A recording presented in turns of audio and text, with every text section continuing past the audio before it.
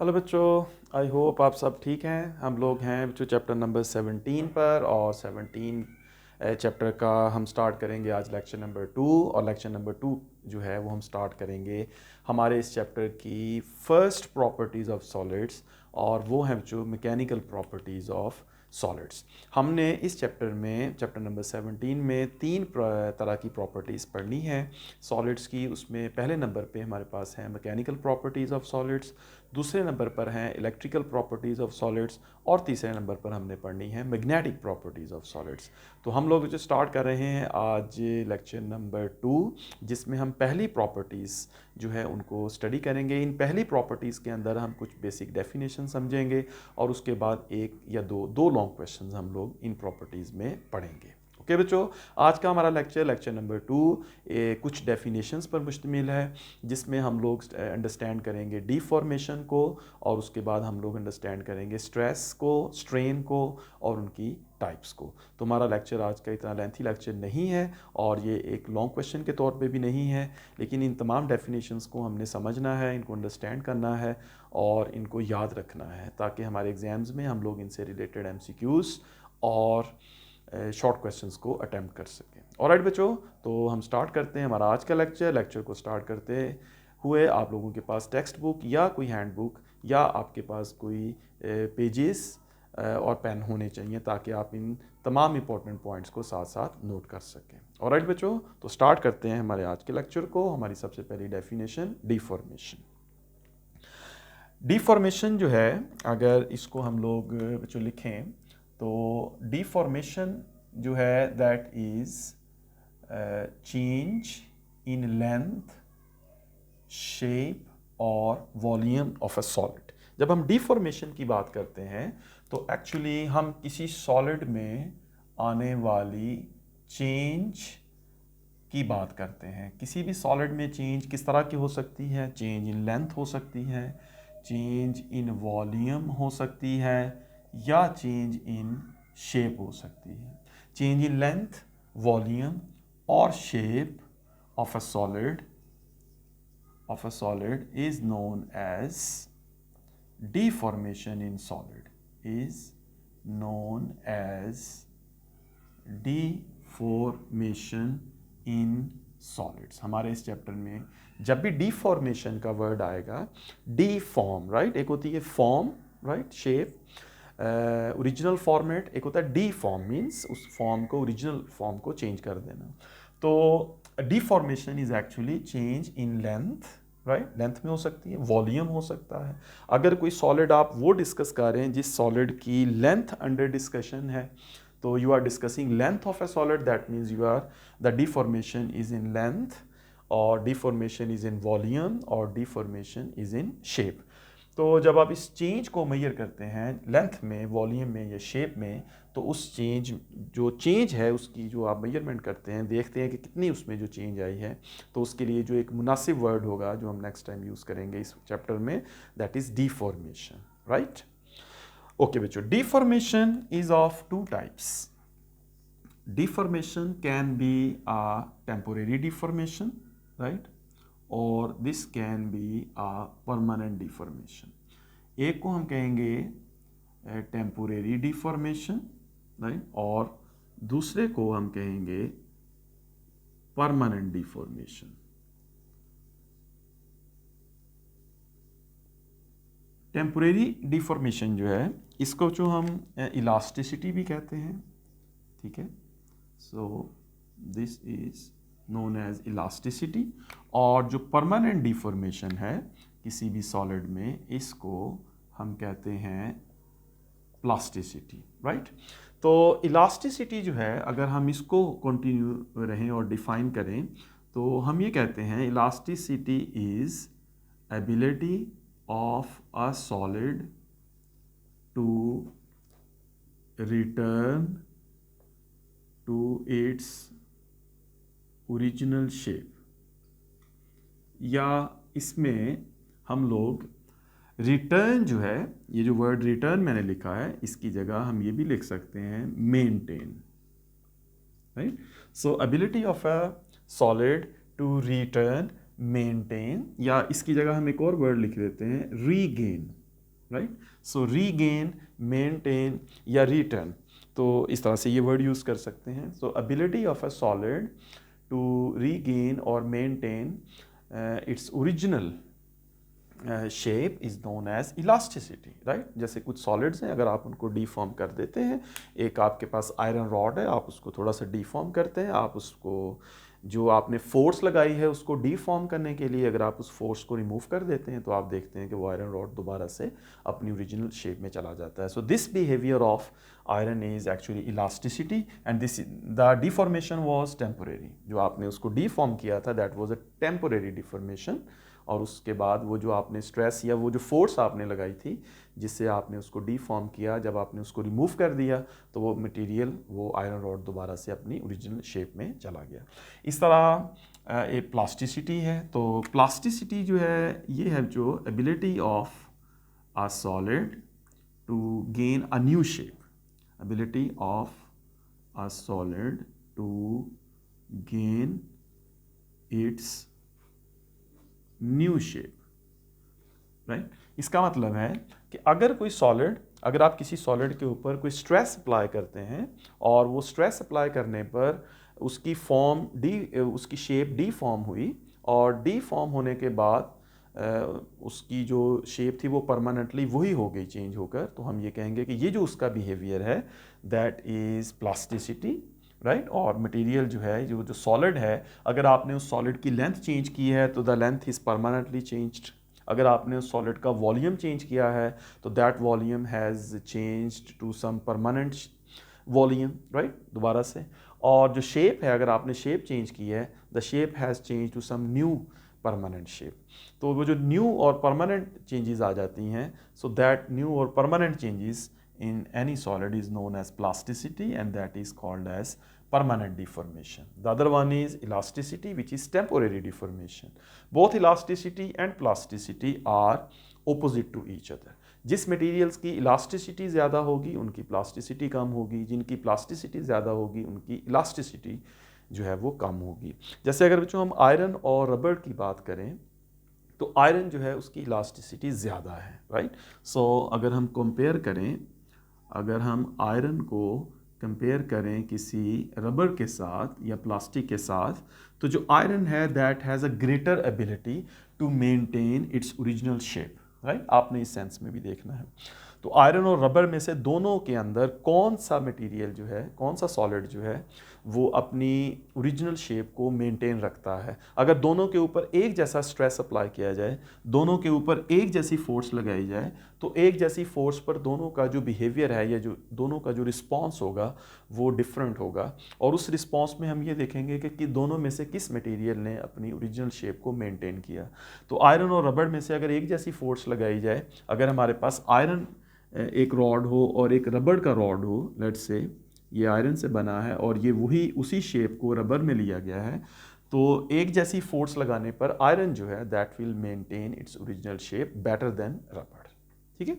तो आयरन की जो इलास्टिसिटी है वो ज़्यादा है एज कंपेयर टू रबर। तो हम लिखते हैं elasticity of iron is much greater than elasticity of rubber, ठीक है। इसके बरक्स अगर हम इसको कंपेयर करें प्लास्टिसिटी से, तो आयरन की इलास्टिसिटी ज़्यादा है, इसकी प्लास्टिसिटी कम है। यानी आयरन के अंदर रबर से कंपेयर करें तो आयरन के अंदर न्यू शेप को अडॉप्ट करना रबर की निस्बत कम है। तो आयरन की प्लास्टिसिटी कम है लेकिन रबर की प्लास्टिसिटी ज़्यादा है। So plasticity of iron is less than plasticity of rubber, ठीक है बच्चों। तो ये दोनों जो हैं, इलास्टिसिटी और प्लास्टिसिटी, दोनों बिहेवियर जो हैं सॉलिड्स के that are opposite to each other, alright. तो ये है जो हमारे पास डिफॉर्मेशन और इस डिफॉर्मेशन की दोनों टाइप्स, ऑलराइट। इसके बाद जो हम चलते हैं नेक्स्ट और हमारे पास है स्ट्रेस। हम स्ट्रेस को डिफाइन करते हैं और उसके बाद स्ट्रेस की कुछ टाइप्स को डिस्कस करते हैं। चलिए इसको मैं रेस करता हूँ, आप लोग इसको जहाँ से मैंने इसको लिखा था वहाँ पे आप इसको पॉज करके नोट कर सकते हैं, स्क्रीनशॉट ले सकते हैं, इस तरह से आपके पास सेव रहेगा। नेक्स्ट हम लिखते हैं जो स्ट्रेस। तो स्ट्रेस जो है ये मैकेनिकल प्रॉपर्टीज़ ऑफ सॉलिड्स जो हैं इसमें ये जो बड़ा एक इम्पॉर्टेंट टर्म है। जितने भी सॉलिड्स हैं जब हम उनके मैकेनिकल टेस्ट करते हैं सॉलिड्स के, तो सॉलिड्स के जो मैकेनिकल टेस्ट हैं उनके अंदर स्ट्रेस की जो टर्म है ये काफ़ी ज़्यादा यूज़ होती है। तो स्ट्रेस जो है that means force per unit area. तो stress means force per unit area applied to change length, volume और shape of a solid, right. Stress का मतलब जो ये है कि हम किसी सॉलिड के ऊपर फोर्स लगाते हैं which is force per unit area. तो that force per unit area actually does change the length, volume और शेप ऑफ ए सॉलिड। आपने किसी आपके पास ये एक रॉड है, let's say we have a rod of made up of some solid material, और हम इसके ऊपर इस डायरेक्शन में फोर्स लगाते हैं। तो force divided by the area of this rod will become stress. So this stress will change the length of this rod. इसकी जो लेंथ है, लेट्स से original length is L and after stress the length becomes L plus delta L। ये length change हो जाती है और ये लेंथ चेंज होकर L से कुछ और बन जाती है L prime. So this change in length is due to the stress force per unit area applied at this end. So force per unit area, how much force is applied to change length। इस तरह से volume हो सकता है अगर हमारे पास एक वॉल्यूमेट्रिक शेप है, ये एक सफ़ियर है और हम इसके ऊपर कुछ स्ट्रेस अप्लाई करते हैं और स्ट्रेस अप्लाई करके हम इसके वॉल्यूम को चेंज कर देते हैं, या हम स्ट्रेस अप्लाई करके हम इसकी शेप को चेंज कर देते हैं। तो stress is how much force you have applied on how much area, कितने एरिया पर कितनी फोर्स अप्लाई की, दैट विल बी स्ट्रेस। तो यहाँ पर भी हम देखेंगे how much force is applied to how much area, so that will become stress. तो स्ट्रेस जो है that is force per unit area and that will change either length, volume और shape of a solid, depends कि आप कौन सा mechanical test कर रहे हैं। तो स्ट्रेस को हम लोग यहाँ पे सिग्मा से रिप्रेजेंट करेंगे, right. This symbol is called sigma. और अगर मैथमेटिकली हम लिखेंगे तो सिग्मा जो है that is equals to F over A, इसलिए कि जो स्ट्रेस है उसको हमने डिफाइन किया है, this is equals to force per unit area. So stress is force per unit area. So हम कह सकते हैं कि इसके यहाँ से अगर हम यूनिट्स बनाएं तो यूनिट्स ऑफ स्ट्रेस जो है वो हमारे पास आएंगे न्यूटन पर मीटर स्क्वायर, जिसको हम यूँ भी लिख सकते हैं न्यूटन पर मीटर स्क्वायर, और इसको हम लोग पास्कल भी कह सकते हैं। So the unit of stress is pascal. तो हम ये पढ़ेंगे कि हमने किसी सॉलिड के ऊपर इतने पास्कल जो है वो स्ट्रेस अप्लाई किया, इतने न्यूटन पर मीटर स्क्वायर स्ट्रेस अप्लाई किया, इतने न्यूटन्स पर मीटर स्क्वायर स्ट्रेस अप्लाई किया। सो that will B actually the stress. ठीक है बच्चों।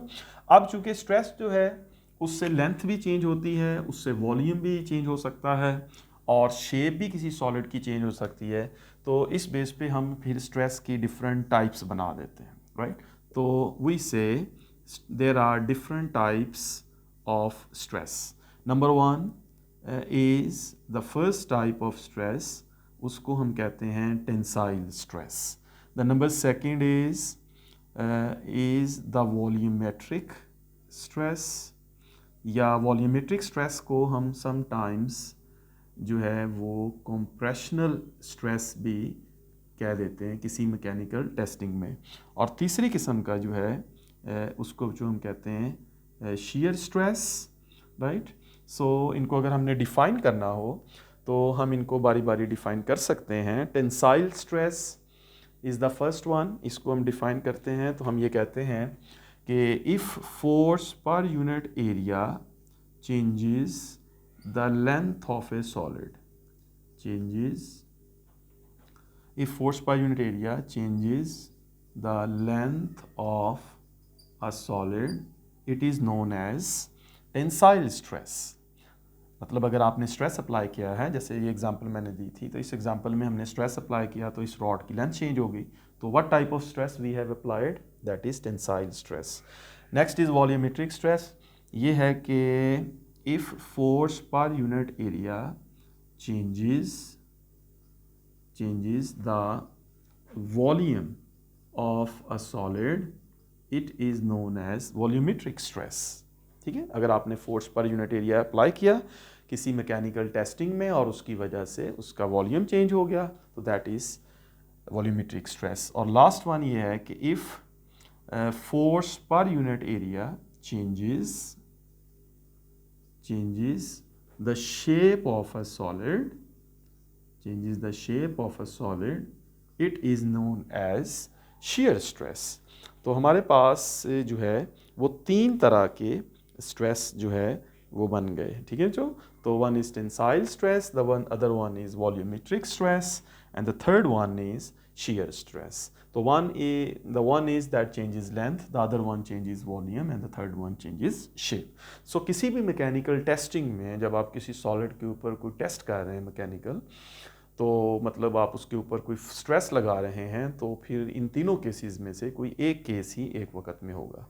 तो उस सॉलिड की लेंथ चेंज हो सकती है, उसका वॉल्यूम चेंज हो सकता है, उसका शेप चेंज हो सकती है। तो it is better to rename them. मतलब अगर आप टेंसाइल स्ट्रेस कह रहे हैं तो इट इज़ अंडरस्टूड कि you are doing some mechanical test on a solid which is related to its length.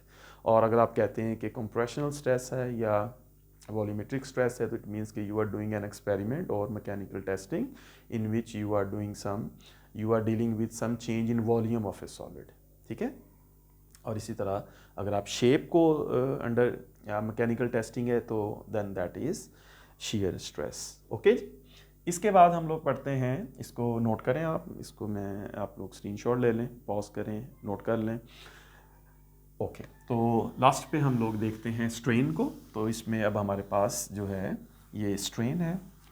तो स्ट्रेन को हम लोग डिफ़ाइन करते हैं सबसे पहले, what is strain in a mechanical testing. जब कोई मैकेनिकल टेस्टिंग करेंगे किसी सॉलिड की तो उसमें स्ट्रेन का क्या मतलब है। तो स्ट्रेन जो है बच्चों that is basically major of deformation. Strain is, इसको डिफ़ाइन करते हैं तो measure of deformation in the length, volume or shape of a solid।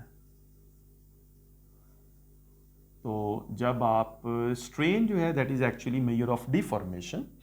Deformation की मेजरमेंट आपने करनी है, और डिफॉर्मेशन की जो मेजरमेंट है वो आप किस में कर सकेंगे, किस में करेंगे, लेंथ में करेंगे, वॉल्यूम में करेंगे, या आप शेप में करेंगे। तो जब भी आप कोई मैकेनिकल टेस्टिंग करेंगे जिसमें आप किसी सॉलिड के ऊपर स्ट्रेस अप्लाई करेंगे, तो उस स्ट्रेस की वजह से उस सॉलिड की लेंथ चेंज होगी, उसकी शेप चेंज होगी, उसका वॉल्यूम चेंज होगा। तो then how much is the change, how much, अगर लेंथ है तो then how much length is changed, then how much, अगर वॉल्यूम है तो then how much volume is changed, then how much shape is change in case of a shape.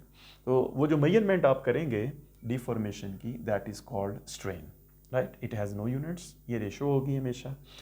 तो strain जो है ये भी हमें मतलब इसकी भी 3 टाइप्स हैं। We have 3 types of strain. Number one is tensile strain, number second is volumetric strain, and number third is shear strain, right। इसी तरह जो वॉल्यूमेट्रिक स्ट्रेन है इसको भी समटाइम्स हम कंप्रेशनल स्ट्रेन भी कह लेते हैं। ठीक है, अच्छा जो टेंसाइल स्ट्रेन जो है अगर इसको डिफाइन करें तो इसको हम कहेंगे this is major of deformation in the length of a solid, right. तो ये हम कहेंगे कि किसी सॉलिड की लेंथ में जो डिफॉर्मेशन है अगर उसको मेजर करें तो उसको हम कहेंगे दैट इज़ टेंसाइल स्ट्रेन। और लेंथ में जो डिफॉर्मेशन है वो किस तरह से मेजर करेंगे, उसके लिए हम कहेंगे कि जो टेंसाइल स्ट्रेन है, अगर यहाँ पे मैं लिखता हूँ तो हम कहेंगे कि टेंसाइल स्ट्रेन को हम मेजर करने के लिए we must know what is delta L and we must know what is L. L means the original length of the solid, कोई सॉलिड है उसकी ओरिजिनल लेंथ, और डेल्टा एल का मतलब है कि then how much is the change in that length. फ़र्ज़ करें ये हमारे पास एक सॉलिड है और इस सॉलिड की जो ओरिजिनल लेंथ है ये 1 मीटर है, और स्ट्रेस अप्लाई किया हमने टेंसाइल स्ट्रेस, उसकी वजह से जो इसकी लेंथ है वो 1.5 मीटर्स हो गई. Then what is delta L? Delta L is change in length, और वो होगी 1.5 मीटर्स माइनस 1 मीटर्स, और एल जो है that is original length, that will be 1 metre. So the answer is 0.5 metre over 1 metre means 0.5 और 50%. तो हम ये कहेंगे कि टेंसाइल स्ट्रेन जो है वो अगर 1 मीटर लेंथ थी सॉलिड की, तो उसके अगर वो 1.5 मीटर लेंथ हो गई है, तो 1 से 1.5 मीटर होने में इसका जो टेंसाइल स्ट्रेन है वो 50% है या 0.5 है, राइट. इसकी यूनिट्स नहीं होंगे क्योंकि ये रेशो है. तो इस तरह से हम उसका टेंसाइल स्ट्रेन कैलकुलेट कर सकते हैं. तो टेंसाइल स्ट्रेन के लिए वही हमें पता होना चाहिए what is change in length. इस तरह से जो वॉल्यूमेट्रिक स्ट्रेस है, स्ट्रेन है, इसको हम कहेंगे बच्चों that is measure of deformation in volume, right, major of deformation in volume. और इस तरह से अगर इसको कैलकुलेट करना हो मेजर ऑफ डिफॉर्मेशन वॉल्यूम को, तो उसके लिए हम ये देखेंगे कि वॉल्यूमेट्रिक स्ट्रेन जो है that will be equals to delta V upon V. जिस तरह से डेल्टा एल ओवर एल से टेंसाइल स्ट्रेन कैलकुलेट होता है, इसी तरह से डेल्टा वी ओवर वी से वॉल्यूमेट्रिक स्ट्रेन आएगा, जिसमें डेल्टा वी जो है that is actually change in volume, और वी जो है that is original volume, right. Let's say कि हमारे पास एक वॉल्यूम है विच इज़ 1 क्यूबिक मीटर, और due to some stress volume change होकर 1.5 क्यूबिक मीटर तक चला जाता है. सो इस केस में हम ये देखते हैं कि then how much is the change is 1.5 minus 1 which is again 0.5, और 0.5 ओवर 1 0.5 50%. तो इसका आंसर जो है that is again 0.5 over 1 which is 0.5. तो इसके भी यूनिट्स नहीं आएंगे. तो इस तरह से हम देखेंगे कि चेंज इन वॉल्यूम क्या है, और उसको फिर ओरिजिनल वॉल्यूम से डिवाइड करके हम लोग उसमें वॉल्यूमेट्रिक स्ट्रेन फाइंड कर सकते हैं. ठीक है. उसके बाद हमारे पास जो है वो लास्ट पर है हमारे पास शीयर स्ट्रेन, राइट. तो शीयर स्ट्रेन को जो हम डिफाइन करते हैं that is measure of deformation in shape. किसी सॉलिड की शेप में डिफॉर्मेशन को मेजर करेंगे तो that will be the volumetric, that will be equals to shear strain. अब शीयर स्ट्रेन जो है इसका कोई फार्मूला, एक फार्मूला नहीं है. मतलब हम जिस तरह से हमने टेंसाइल स्ट्रेन को डिफाइन कर दिया कि ये हमेशा, मतलब आप इसको डेल्टा एल ओवर एल से फाइंड कर सकते हैं, और आपने वॉल्यूमेट्री को डिफाइन कर दिया कि आप डेल्टा वी ओवर वी से कर सकते हैं. इस तरह आप शीयर स्ट्रेन को किसी एक फार्मूला से हम लोग इसको रिप्रेजेंट नहीं कर सकते. शीयर स्ट्रेन का चूँकि डिफरेंट शेप्स जो होती हैं उनके डिफरेंट फार्मूलाज होते हैं. क्यूब का एक डिफरेंट फार्मूला है, सफ़ियर का एक डिफरेंट फार्मूला है, अगर सिलिंड्रिकल शेप है तो उसका डिफरेंट फार्मूला है. तो इस तरह डिफरेंट शेप्स के डिफरेंट फार्मूलाज हैं, तो कोई एक फार्मूला हम सब के लिए अप्लाई नहीं कर सकते. तो एग्जांपल के तौर पे यहाँ हमारे पास एक क्यूब जो है वो हम ले सकते हैं, और क्यूब का हम लोग देख सकते हैं कि क्यूब से किस तरह से डिफॉर्मेशन उसकी शेप में आए, तो उसको हम कैलकुलेट कर सकते हैं. तो फर्स्ट करें जो हमारे पास एक क्यूब है, लेट्स से ये हमारे पास एक क्यूब हम बना लेते हैं, और इस क्यूब ये हमारे पास क्यूब है, और इस क्यूब में कोई स्ट्रेस अप्लाई किया, और स्ट्रेस अप्लाई करने से इस क्यूब की जो शेप है वो डीफॉर्म हो गई, और इसकी जो डीफॉर्म हुई शेप वो कुछ इस तरह से डीफॉर्म हुई कि इसकी जो साइड्स हैं वो टिल्ट हो गई. मतलब लेट्स से अगर इसको मैं ड्रॉ करता हूँ तो इसकी जो साइड है वो इस तरह से टिल्ट हुई कि वो अपनी ओरिजिनल पोजीशन से यूँ चेंज हुई कि ऐसे जो है लेट्स से अगर इसकी मैं ड्राइंग करूँ यहाँ तक और फिर यहाँ से लेट्स से ये वाली लाइन और ये इस तरह से, तो यहाँ पे आप देख सकते हैं कि इसके ऊपर स्ट्रेस अप्लाई हुआ। ये एक क्यूब था, मतलब इसकी हर साइड ए है, इसके ऊपर स्ट्रेस अप्लाई हुआ और स्ट्रेस अप्लाई करने पर ये थोड़ा सा टिल्ट हो गया। इसका जो बेस है वो वैसे ही रही, लेकिन इसका जो अपर था, जो इसकी अपर फेस था इसका, उसमें इस तरह से चेंज आई कि ये इस तरफ को शिफ्ट हुआ। तो how much is this face has shifted, तो यहाँ से अगर यहाँ पर इसकी ओरिजिनल पोजीशन थी और यहाँ से ये इस पॉइंट पर आया है, तो let's say this small change is delta A, यही स्मॉल चेंज यहाँ पर होगी डेल्टा ए लेट्स से। तो हम ये कहेंगे कि इसकी जो ओरिजिनल साइड थी उसकी जो लेंथ थी, जो ओरिजिनल लेंथ थी इसकी वो ए थी, और इस ओरिजिनल लेंथ में चेंज आ गया विच इज़ डेल्टा ए, यानी डेल्टा ए जो है that has been shifted to this side. अब यहाँ पर एक ट्रायंगल बन रही है हमारे पास, और इस ट्रायंगल इस तरह से बनती है कि ये जो मैंने लाइन बनाई है ये इस क्यूब की ये वाली साइड है, और ये जो है इसको हम कह सकते हैं this is change delta A, how much this face has shifted, this is delta A. यहाँ से हम लोग एंगल भी बना सकते हैं थीटा, ये स्मॉल एंगल यहाँ पे हम बना सकते हैं, ये स्मॉल एंगल थीटा है, ये एंगल बताएगा कि कितने डिग्रीज ये इस फेस में, क्यूब के इस फेस में कितने डिग्रीज जो है ये टिल्ट किया है, कितने डिग्रीज ये इस तरफ को शिफ्ट हुआ है। तो इसको अगर हम यहाँ पे देखें तो ये हमारे पास ट्रायंगल जो है वो बनती है, थोड़ी सी बड़ी करके मैं बनाता हूँ ताकि इजीली हम देख सकें। ये एंगल थीटा है ये वाला, ये साइड जो है वो डेल्टा ए है, और ये साइड जो है दिस इज़ ए। अब यहाँ पर अगर हमने शेयर स्ट्रेन कैलकुलेट करना हो क्यूब का इस सिचुएशन में, तो वो जो शेयर स्ट्रेन होगा ये कैलकुलेट होगा इस तरह से कि डेल्टा ए ओवर ए करेंगे। Delta A is how much change in the one length of the one side of the cube, और ए जो है that is actually original length of the cube. तो डेल्टा ए ओवर के ए करेंगे तो यहाँ से हम शेयर स्ट्रेन कैलकुलेट कर सकते हैं। अगर हम यहाँ पे ट्रायंगल वाला रूल लगाएं और ये एंगल 90 हो, तो थीटा के सामने वाली साइड जो है ये परपेंडिकुलर हो और ये वाली साइड जो है ये बेस हो, तो हम देख सकते हैं कि डेल्टा ए ओवर ए जो है ये बेसिकली बन रहा है परपेंडिकुलर ओवर बेस, और परपेंडिकुलर ओवर बेस जो होता है ये होता है टेंजेंट थीटा। तो शेयर स्ट्रेन जो है ये हमारे पास इस केस में बन गया tangent theta, right. So shear strain of a cube is tangent theta. तो ये जो फॉर्मूला है शेयर स्ट्रेन का टेंजेंट थीटा, इसको हम जनरलाइज्ड फार्मूला नहीं कह सकते, ये एक पर्टिकुलर फार्मूला है जो कि यूज़ होगा सिर्फ इसी सिचुएशन में कि हमारे पास एक क्यूब हो, पहले नंबर पे एक क्यूब हो, और फिर वो जो क्यूब है उसमें जो डिफॉर्मेशन आई है वो भी इस तरह से आई हो, उसकी एक साइड इस तरह से, तो फिर हम ये कह सकते हैं कि उसका जो शेयर स्ट्रेन है वो टेंजेंट थीटा है।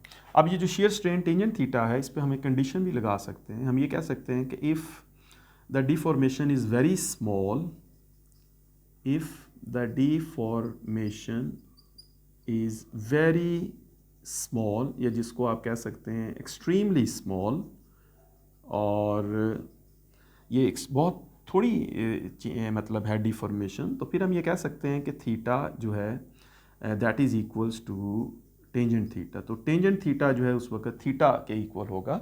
अगर हम थीटा की वैल्यू को बहुत स्मॉल लेते हैं, बहुत स्मॉल डिफॉर्मेशन का मतलब है कि थीटा की वैल्यू बहुत स्मॉल होगी, और थीटा की वैल्यू जितनी स्मॉल होगी, हम जितनी थीटा की वैल्यू को स्मॉल लेंगे उतना ही उसकी वैल्यू टैन थीटा की इक्वल आएगी। फॉर एग्जांपल अगर हम थीटा को 0 लेते हैं, let's say that is extremely small, 0 ले लेते हैं थीटा को, तो then tan 0 is also 0, so both have same values. तो थीटा को अगर हम 0.00001 लेते हैं तो tan की वैल्यू भी वही बनती है ऑलमोस्ट।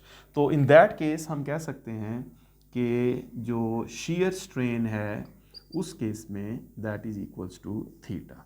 तो डायरेक्ट हम लोग टेंजेंट थीटा की बजाय डायरेक्ट हम लोग उसकी कैलकुलेशन जो है वो कर सकते हैं थीटा से।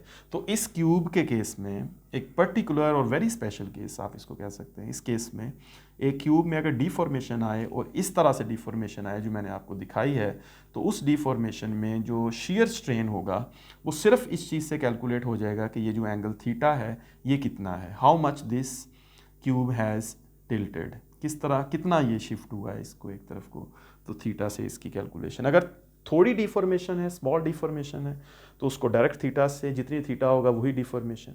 अगर वो थोड़ी ज़्यादा डिफॉर्मेशन है, लार्ज डिफॉर्मेशन है, तो फिर उसको टेंजेंट थीटा के फॉर्मूला से कैलकुलेट किया जा सकता है। तो इस तरह से हम कह सकते हैं कि ये हमारे पास एक शीयर स्ट्रेन का फॉर्मूला है। ठीक है बच्चों, तो टेंसाइल स्ट्रेन का फार्मूला है delta L over L, volumetric strain का फार्मूला है delta V over V. Shear strain का कोई एक फार्मूला नहीं है, तो आप यही लिखेंगे, जनरली आप ये लिखेंगे दैट डिपेंड्स ऑन शेप।